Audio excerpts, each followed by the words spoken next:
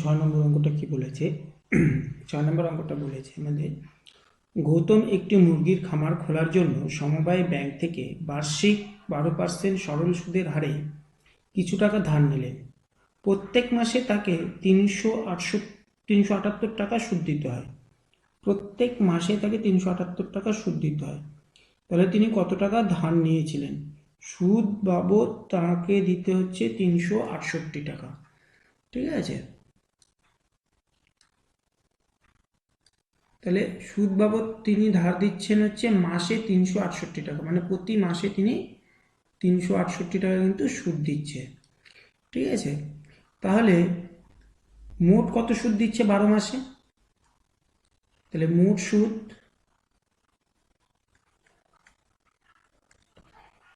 যেটা আই সমান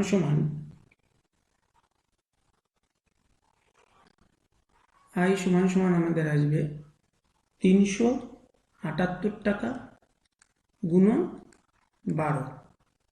ঠিক আছে, এই টাকাটা ওকে দিতে হচ্ছে বছরে। ঠিক আছে, এটা আমাদের বছরের সুদ হলো। তাহলে আসল আমাদের কত দিয়েছে, কত টাকা ধার নিয়েছে সেটা আমরা জানি। তাহলে মনে করি, তাহলে আসল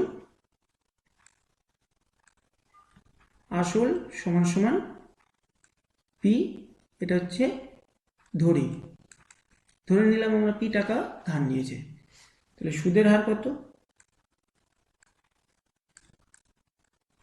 সুদের হার যেটা আর হচ্ছে বার্ষিক 12%। তাহলে আমরা এখানে কত দিন ধরলাম? 1 বছর।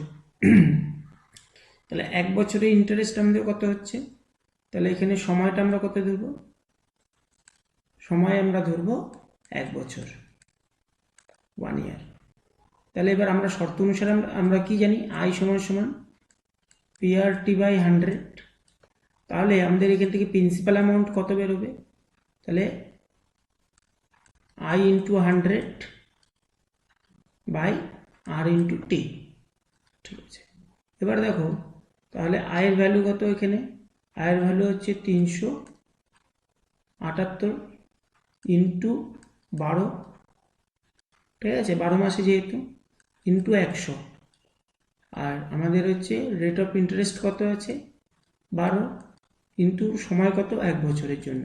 তাহলে দেখো, এই 12 কেটে গেল, এবার নিচে 1 থাকা না থাকা দুটোই সমান। তাহলে আমাদের এখানে কত দাঁড়াবে? 37800, তার মানে 37,800 টাকা তাকে কিন্তু সে কিন্তু নিয়েছিল। এত টাকা কিন্তু সমবায় ব্যাংক থেকে নিয়েছিল। তাহলে আমাদের সেটা কি হবে? তাহলে অতএব গৌতম,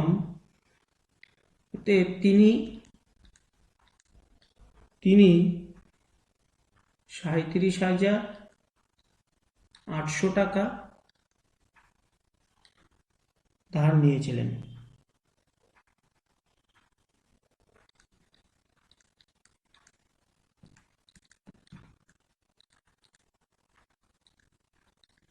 তিনি এত টাকা ধার নিয়েছিলেন।